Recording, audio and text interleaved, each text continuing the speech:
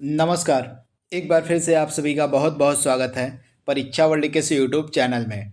दोस्तों, RRB NTPC 2024 की परीक्षा के लिए जीके और जीएस के 50 सबसे बेहतरीन प्रश्नों की जो हम सीरीज चला रहे हैं उसका भाग 4 यहाँ पे हम कंप्लीट करने वाले हैं। अभी तक इस सीरीज के 3 वीडियो अपलोड कर दिए गए हैं। प्रत्येक वीडियो में 50 महत्वपूर्ण प्रश्नों को कवर करवाया गया है। आज यह हमारा चौथा वीडियो है। आइए वीडियो को स्टार्ट करते हैं और देख लेते हैं कि आज के इस पार्ट 4 में हमने कौन कौन से बेहतरीन 50 प्रश्नों को सम्मिलित किया हुआ है। पहला प्रश्न आपके स्क्रीन पर है, गांधी स्मृति एवं दर्शन समिति का गठन कब किया गया था। बेहतरीन प्रश्न है। तो राइट आंसर क्या हो जाएगा, सितंबर 1984 में। ऑप्शन आपका दिए गए प्रश्न का बी बिल्कुल सही हो जाएगा।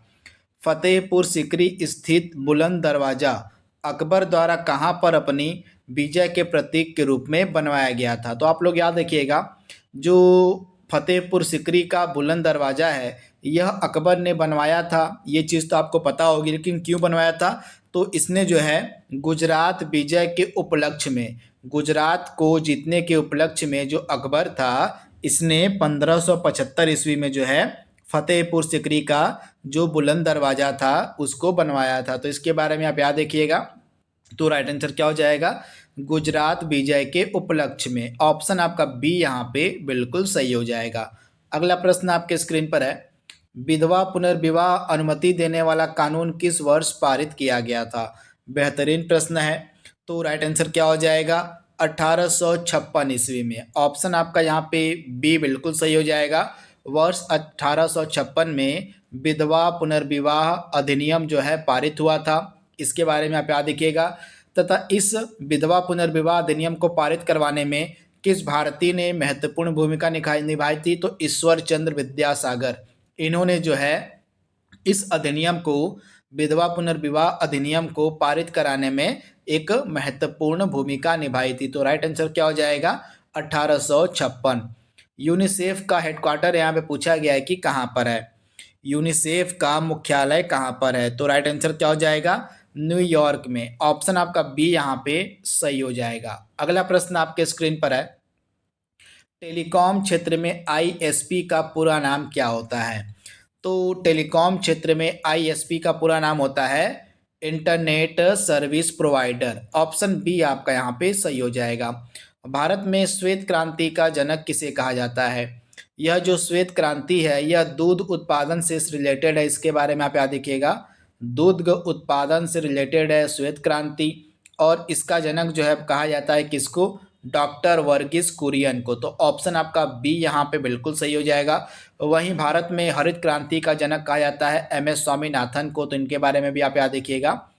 भारत में हरित क्रांति का जनक किसको हम कहते हैं, तो एमएस स्वामीनाथन को। वहीं पूरे विश्व में हरित क्रांति का जनक कहा जाता है नॉर्मन बोरलॉग को। तो सभी के बारे में आपको याद रखना है।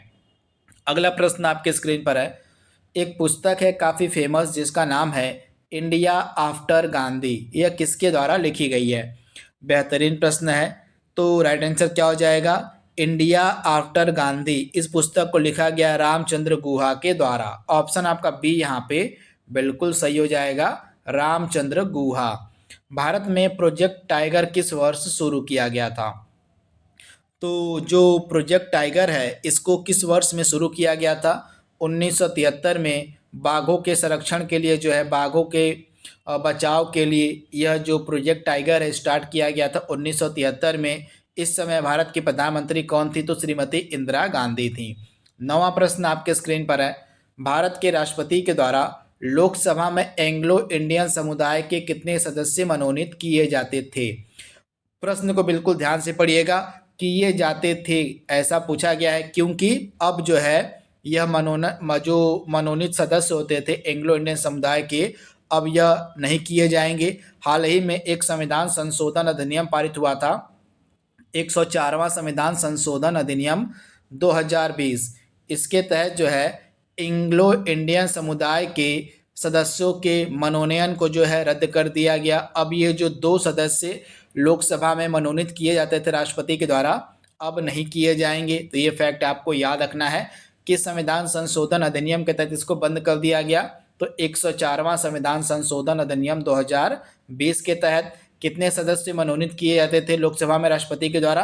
तो 2 एंग्लो इंडियन मनोनीत किए जाते थे राष्ट्रपति के द्वारा। अगला प्रश्न है, प्रख्यात समाज सुधारक और महिला शिक्षा के लिए कार्य करने वाली पंडिता रमाबाई सरस्वती किस भाषा की महान विदुषी थी? बेहतरीन प्रश्न है। तो राइट आंसर क्या हो जाएगा? संस्कृत भाषा की। जो प्रख्यात समाज सुधारक और महिला शिक्षा के लिए कार्य करने वाली पंडिता रमाबाई सरस्वती थी, ये जो हैं संस्कृत की भाषा की महान ज्ञाता थी। तो इसके बारे में आप याद रखिएगा, संस्कृत लैंग्वेज की, यानी कि ऑप्शन डी आपका सही हो जाएगा। 11वां प्रश्न आपके स्क्रीन पर है, संघ के राजकीय कार्यों के लिए अंग्रेजी भाषा के निरंतर इस्तेमाल को किस वर्ष में लागू किया गया था? बेहतरीन प्रश्न है, एग्जाम ओरिएंटेड प्रश्न है। तो राइट आंसर क्या हो जाएगा? आप लोग याद रखिएगा, 1965 ईस्वी में संघ के राजकीय कार्यों के लिए अंग्रेजी भाषा के निरंतर इस्तेमाल को 1965 में लागू किया गया था। तो दिए गए प्रश्न का राइट आंसर क्या हो जाएगा? ऑप्शन बी, यानी कि 1965 ईस्वी में। अगला प्रश्न आपके स्क्रीन पर है, सांभर झील कहाँ अवस्थित है? तो यह एक खारे पानी की झील है, आपको देखने को मिलेगी राजस्थान में, यानी कि ऑप्शन आपका डी यहाँ पे सही हो जाएगा। 13वां प्रश्न आपके स्क्रीन पर है, भारत के पहले ब्रिटिश प्रेसिडेंसी की स्थापना कहाँ की गई? बेहतरीन प्रश्न है। तो भारत की जो पहली ब्रिटिश प्रेसिडेंसी थी, इसकी स्थापना जो है सूरत में की गई थी। ऑप्शन आपका बी यहाँ पे बिल्कुल सही हो जाएगा, सूरत में। भारतीय रिजर्व बैंक की स्थापना कब की गई थी? आरबीआई यानी कि रिजर्व बैंक ऑफ इंडिया की जो स्थापना है, यह कब की गई थी? अप्रैल 1935 में। किस एक्ट के तहत? तो आरबीआई का जो एक्ट था, आरबीआई का जो अधिनियम था 1934 का, इसी के तहत जो है रिजर्व बैंक ऑफ इंडिया की स्थापना की गई थी। इसके बारे में आप याद रखिएगा। वहीं 1949 में जो है रिजर्व बैंक ऑफ इंडिया का नेशनलाइजेशन यानी कि राष्ट्रीयकरण कर दिया गया। 15वां प्रश्न आपके स्क्रीन पर है, संयुक्त राष्ट्र सुरक्षा परिषद, यहाँ पे यूनाइटेड नेशन सिक्योरिटी काउंसिल से रिलेटेड प्रश्न पूछा गया है कि यूएनएससी में अस्थायी सदस्यों का कार्यकाल कितना होता है? काफ़ी महत्वपूर्ण प्रश्न है। तो मैं आपको बता देता हूं कि जो यूएनएससी है, इसमें टोटल जो है 15 मेंबर होते हैं, 15 सदस्य होते हैं, जिनमें से 5 सदस्य जो है परमानेंट होते हैं और 10 जो मेंबर होते हैं ये नॉन परमानेंट होते हैं, यानी कि अस्थायी होते हैं। तो इसमें से जो 10 अस्थायी सदस्य होते हैं, जो नॉन परमानेंट मेंबर होते हैं 10, इनका जो कार्यकाल होता है प्रत्येक 2 वर्ष का होता है। तो इसके बारे में आप याद रखिएगा, राइट आंसर क्या हो जाएगा? 2 वर्षों का होता है। वहीं जो 5 परमानेंट सदस्य हैं और संयुक्त राष्ट्र सुरक्षा परिषद के कौन कौन से हैं? चीन है, फ्रांस है, रूस है, अमेरिका है और यूनाइटेड किंगडम। ये 5 जो है परमानेंट मेंबर हैं संयुक्त राष्ट्र सुरक्षा परिषद के। तो ये फैक्ट आपको याद रखना है। 16वां प्रश्न आपके स्क्रीन पर है, एमएस ऑफिस 2010 की एक्सेल वर्कबुक में डिफ़ॉल्ट तौर पर कितनी सीट्स शामिल होती हैं? बेहतरीन प्रश्न है। तो राइट आंसर क्या हो जाएगा? डिफ़ॉल्ट तौर पर 3 सीट्स शामिल होती हैं। तो राइट आंसर क्या हो जाएगा? 3, यानी कि ऑप्शन आपका बी यहाँ पे सही हो जाएगा। अगला प्रश्न आपके स्क्रीन पर है, ब्लूटूथ का आविष्कार किसके द्वारा किया गया था? ब्लूटूथ का आविष्कार किसके द्वारा किया गया था? तो जॉब हार्टसन के द्वारा। किसके द्वारा? तो जॉब हार्टसन के द्वारा। ऑप्शन आपका सी यहाँ पे सही हो जाएगा। डगलस एंजलबर्ट ने जो है माउस का आविष्कार किया था, ये फैक्ट भी आप याद रख सकते हैं। अगला प्रश्न है, तंजौर का कौन सा मंदिर चोल वास्तुकला का उदाहरण है जिसका निर्माण सम्राट राजराजा के द्वारा करवाया गया था? बेहतरीन प्रश्न है। तो राइट आंसर क्या हो जाएगा? यह जो मंदिर है इसका नाम है बृहदीश्वर मंदिर। ऑप्शन आपका यहाँ पे डी बिल्कुल सही हो जाएगा। यह तंजौर में आपको देखने को मिलेगा और यह जो है चोल शासक सम्राट जो राजराजा था, इसी के द्वारा इसका निर्माण करवाया गया था। तो बृहदेश्वर मंदिर आपका राइट आंसर हो जाएगा, ऑप्शन डी। 19वां प्रश्न आपके स्क्रीन पर है, तमिल नववर्ष को क्या कहा जाता है?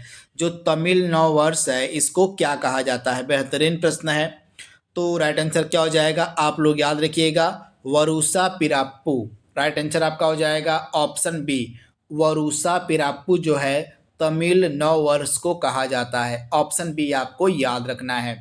सत्यजीत रे की कौन सी फिल्म है जो अभिजात जमींदारी जीवन शैली के पतन से संबंधित है?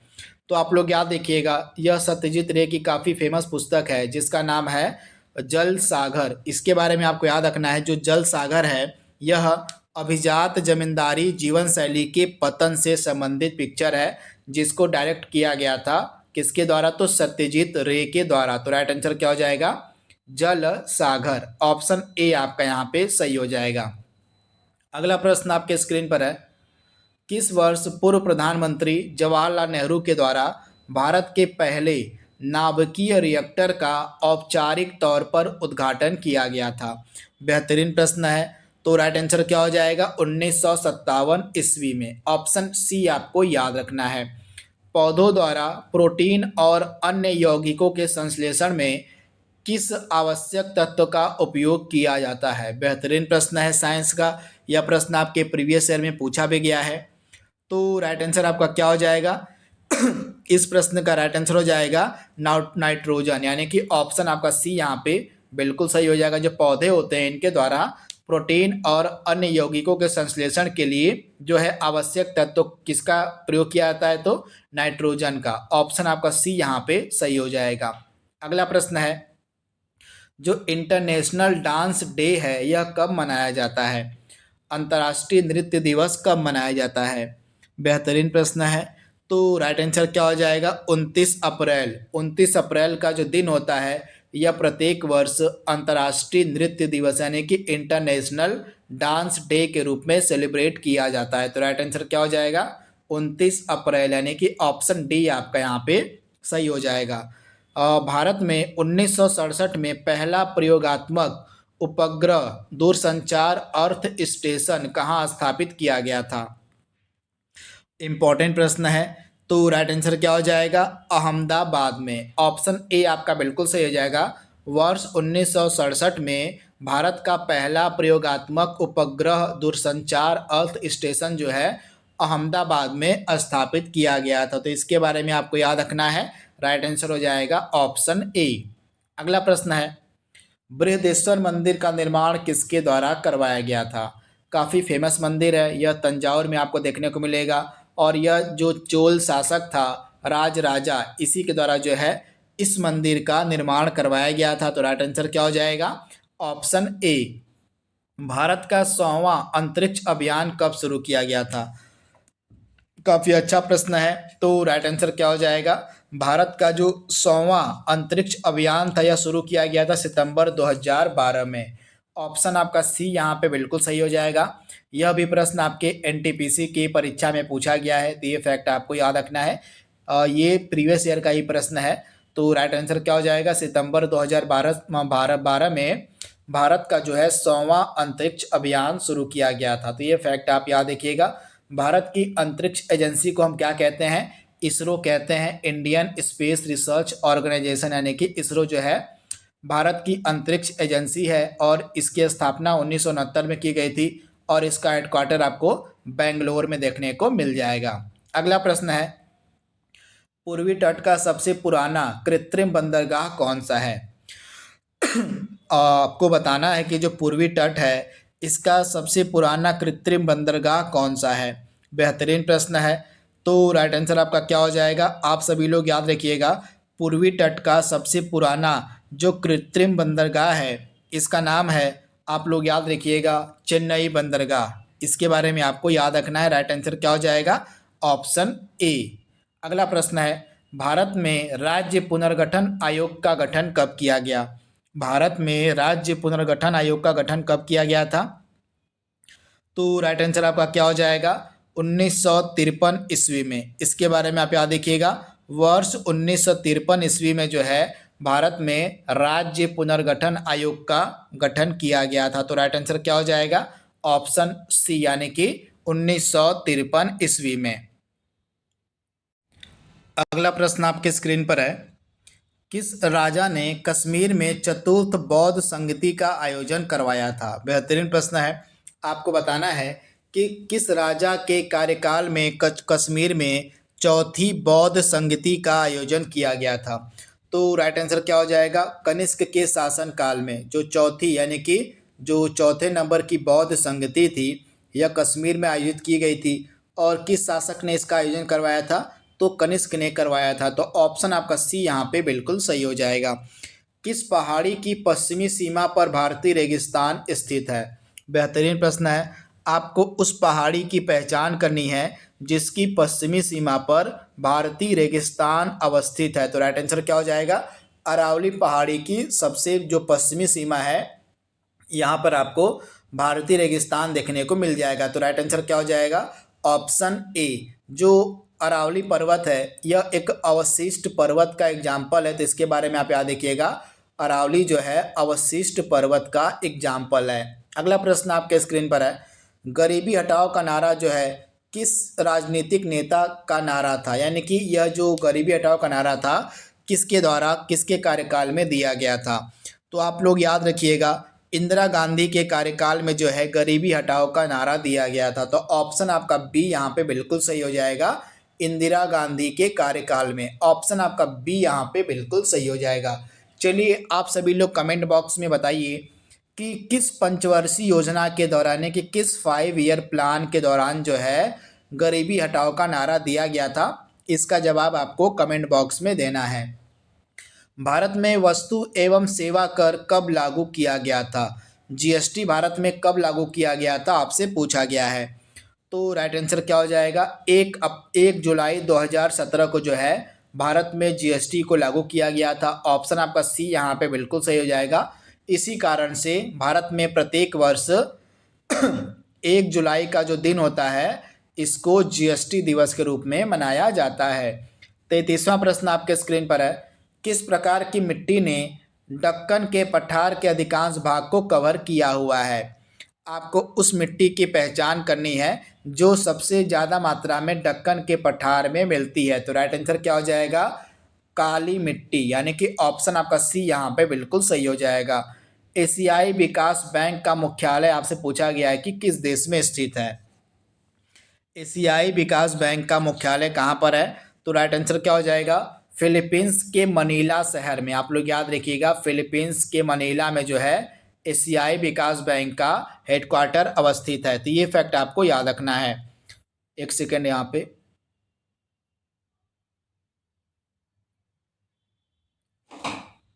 हाँ, तो इसका राइट आंसर क्या हो जाएगा आपका? फिलीपींस के मनीला में जो है एडीबी यानी कि एशियन डेवलपमेंट बैंक का मुख्यालय अवस्थित है। अगला प्रश्न आपके स्क्रीन पर है, किस मंत्री ने वर्ष 1962 में भारत चीन युद्ध के दौरान इस्तीफा दे दिया था? बेहतरीन प्रश्न है। आपको उस मंत्री के नाम की पहचान करनी है जिसने 1962 में भारत चीन युद्ध के दौरान जो है इस्तीफा दे दिया था। तो राइट आंसर क्या हो जाएगा? वीके कृष्ण मेनन। ऑप्शन आपका बी यहाँ पे 100% सही हो जाएगा। अगला प्रश्न है, भारत का सबसे बड़ा सार्वजनिक क्षेत्र का बैंक कौन सा है? आपको भारत के सबसे बड़े सार्वजनिक क्षेत्र के बैंक की पहचान करनी है। तो आप लोग याद रखिएगा, एसबीआई यानी कि स्टेट बैंक ऑफ इंडिया जो है यह भारत का सबसे बड़ा सार्वजनिक क्षेत्र का बैंक है। तो ऑप्शन आपका यहाँ पे जो बी है बिल्कुल सही हो जाएगा, स्टेट बैंक ऑफ इंडिया।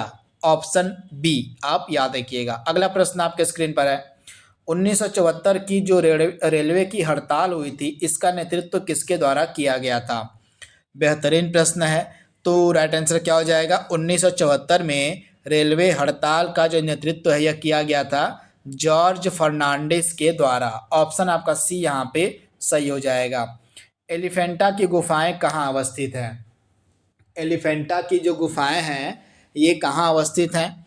तो राइट आंसर आपका क्या हो जाएगा? इस प्रश्न का राइट आंसर हो जाएगा धारपुरी द्वीप पर। ऑप्शन आपका बी यहाँ पे बिल्कुल सही हो जाएगा। धारपुरी द्वीप पर जो है एलिफेंटा की गुफाएं आपको देखने को मिल जाएंगी। अगला प्रश्न है, संयुक्त राष्ट्र महासभा के द्वारा 21 जून का जो दिन होता है किस रूप में सेलिब्रेट किया जाता है? संयुक्त राष्ट्र महासभा के द्वारा जो 21 जून का दिन होता है किस रूप में मनाया जाता है? तो राइट आंसर आपका क्या हो जाएगा? आप लोग याद रखिएगा, इस प्रश्न का राइट आंसर हो जाएगा अंतर्राष्ट्रीय योग दिवस, यानी कि ऑप्शन आपका सी यहाँ पे सही हो जाएगा। इंटरनेशनल योगा डे के रूप में 21 जून को मनाया जाता है। ऑप्शन सी आप याद रखिएगा। भारत के स्वतंत्रता सेनानियों में से किसे जो है सीमांत गांधी के नाम से जाना जाता है? तो दिए गए ऑप्शन में से किसे जो है सीमांत गांधी के नाम से जाना जाता है? तो राइट आंसर आपका क्या हो जाएगा? खान अब्दुल गफ्फार खां। ये नाम आपको याद रखना है। खान अब्दुल गफ्फार खां को जो है सीमांत गांधी के नाम से जाना जाता है। तो ऑप्शन आपका बी यहाँ पे बिल्कुल सही हो जाएगा। जयप्रकाश नारायण को हम लोकनायक जयप्रकाश नारायण के नाम से जानते हैं, तो ये फैक्ट भी आप याद रखिएगा। अगला प्रश्न आपके स्क्रीन पर है। भारतीय राष्ट्रीय कांग्रेस के पहले मुस्लिम अध्यक्ष कौन थे? भारतीय राष्ट्रीय कांग्रेस के पहले मुस्लिम अध्यक्ष की आपको पहचान करनी है। तो राइट आंसर आपका क्या हो जाएगा? बदरुद्दीन तैयब जी। ऑप्शन आपका ए यहाँ पे बिल्कुल सही हो जाएगा। बदरुद्दीन तैयब जी जो है भारतीय राष्ट्रीय कांग्रेस के पहले मुस्लिम अध्यक्ष थे। आपको बताना है कमेंट बॉक्स में कि इन्होंने कांग्रेस के किस अधिवेशन की अध्यक्षता करी थी और वह अधिवेशन कब और कहाँ हुआ था। इसका जवाब आप सभी लोगों को कमेंट बॉक्स में देना है। अगला प्रश्न आपके स्क्रीन पर है। World book and copyright day कब मनाया जाता है? World book and copyright day कब मनाया जाता है? तो राइट आंसर क्या हो जाएगा? प्रत्येक वर्ष 23 अप्रैल को। ऑप्शन आपका बी, ऑप्शन सी आपका सही हो जाएगा। 23 अप्रैल का जो दिन होता है प्रत्येक वर्ष world book and copyright day के रूप में मनाया जाता है। तो ऑप्शन आपका सी यहाँ पे सही हो जाएगा। अगला प्रश्न आपके स्क्रीन पर है। 1920 से लेके 22 में असहयोग आंदोलन का जो नेतृत्व है किसके द्वारा किया गया था? तो आप लोग याद रखिएगा, जो असहयोग आंदोलन था यह 1 अगस्त 1920 को स्टार्ट हुआ था। ये फैक्ट आप याद रखिएगा। 1 अगस्त 1920 को जो है असहयोग आंदोलन स्टार्ट हुआ था तथा यह 1922 तक चलता है। ये फैक्ट भी आप याद रखिएगा। तथा इस आंदोलन का जो नेतृत्व है किया गया था महात्मा गांधी के द्वारा। ऑप्शन आपका डी यहाँ पे सही हो जाएगा, महात्मा गांधी। अगला प्रश्न है। रॉलेट एक्ट कब पारित किया गया था? रॉलेट एक्ट को कब पारित किया गया था? तो राइट आंसर क्या हो जाएगा? 1919 में जो है रॉलेट एक्ट पारित हुआ था। ऑप्शन आपका बी यहाँ पे बिल्कुल सही हो जाएगा। 45वां प्रश्न आपके स्क्रीन पर है। भारत में राष्ट्रीय पंचायती राज दिवस कब मनाया जाता है? भारत में राष्ट्रीय पंचायती राज दिवस कब मनाया जाता है? तो प्रत्येक वर्ष 24 अप्रैल को। ऑप्शन आपका यहाँ पे डी बिल्कुल सही हो जाएगा। 24 अप्रैल का जो दिन होता है यह प्रत्येक वर्ष भारत में राष्ट्रीय पंचायती राज दिवस के रूप में मनाया जाता है। तो ऑप्शन डी आपका सही हो जाएगा। भारत में किस पंचवर्षीय योजना के दौरान मिश्रित अर्थव्यवस्था का विकल्प चुना गया था? वह कौन सी पंचवर्षीय योजना थी जिसके दौरान भारत में मिश्रित अर्थव्यवस्था को चुना गया था? तो आप लोग याद रखिएगा, दूसरी पंचवर्षीय योजना के दौरान। ऑप्शन आपका बी यहाँ पे बिल्कुल सही हो जाएगा। 47वां प्रश्न आपके स्क्रीन पर है। श्वसन तंत्र से संबंधित विभिन्न रोग किस प्रकार के प्रदूषण के कारण होते हैं? यानी कि सांस से संबंधित जो भी बीमारियां होती हैं ये किस प्रदूषण के कारण होती हैं? तो काफ़ी सिंपल सा प्रश्न है। राइट आंसर क्या हो जाएगा? एयर पोल्यूशन, यानी कि वायु प्रदूषण के कारण जो है सांस से संबंधित बीमारियां देखने को मिलती हैं। तो राइट आंसर क्या हो जाएगा? वायु प्रदूषण के कारण। चौरी चौरा कांड कब हुआ था? बेहतरीन प्रश्न है। तो राइट आंसर क्या हो जाएगा? चौरी चौरा कांड 4 फरवरी 1922 को हुआ था। यह जो लोकेशन है चौरी चौरा आपको उत्तर प्रदेश के गोरखपुर के निकट मिल जाएगी। यहीं पर जो है यह चौरी चौरा कांड हुआ था। तो इसके बारे में आप याद रखिएगा। इसी चौरी चौरा कांड के बाद जो है महात्मा गांधी के द्वारा असहयोग आंदोलन को वापस ले लिया गया था। तो ये फैक्ट भी आपको याद रखना है। अगला प्रश्न आपके स्क्रीन पर है। राष्ट्रीय ग्रामीण स्वास्थ्य मिशन किस वर्ष में शुरू किया गया था? राष्ट्रीय ग्रामीण स्वास्थ्य मिशन कब शुरू किया गया था? तो वर्ष 2005 में। ऑप्शन आपका सी यहाँ पे सही हो जाएगा। आज के सेशन का लास्ट प्रश्न आपके स्क्रीन पर है। भारत के समुद्री मार्ग की खोज किसके द्वारा की गई थी? तो सबसे पहले आप लोग याद रखिएगा, भारत के समुद्री मार्ग की खोज जो है पुर्तगालियों ने की थी। यानी कि ऑप्शन आपका ए यहाँ पे सही हो जाएगा, पुर्तगालियों ने। तो इस प्रकार से आज का जो हमारा यह क्लास है 50 सबसे बेहतरीन प्रश्नों की, यह समाप्त होती है। तो आज के लिए बस इतना ही। Thank you, thanks for watching, thank you.